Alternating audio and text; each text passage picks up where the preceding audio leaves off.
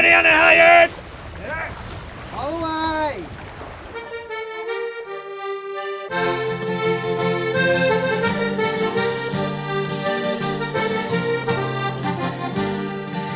La Semaine du Golfe a fêté cette année son 10e anniversaire. Plus de 1000 bateaux se sont réunis cette semaine dans le golfe du Morbihan.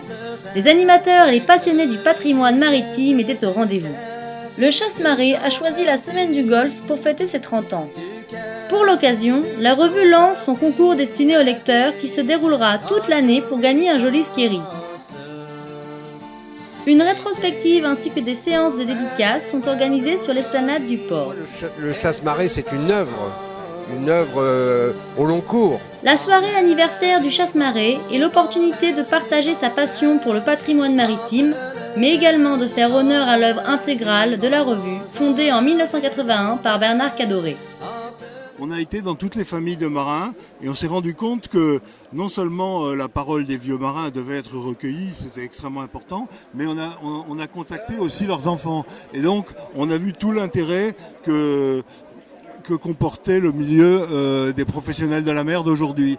Et on a donc décidé de créer une revue. On poursuit dans la lignée de ce qui a été entamé il y a déjà 30 ans, avec le souci de rendre compte d'une culture maritime en général. Puisque la revue elle-même devient un objet du patrimoine à son tour. Le Chasse-Marée, c'est un outil vivant.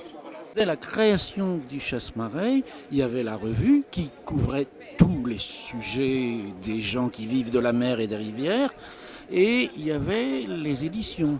Et dans les éditions, il y avait les livres et les disques. Et d'ailleurs, le premier disque du Chasse-Marée en 1981 est paru en même temps que la première revue. Sharp up forward and rounded in the aft. Fire Maringo, fire him away. Vous l'avez compris, cette revue est devenue incontournable. Bon anniversaire et longue vie au Chasse-Marée.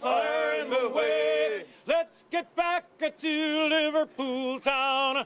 Fire Maringo, fire him away.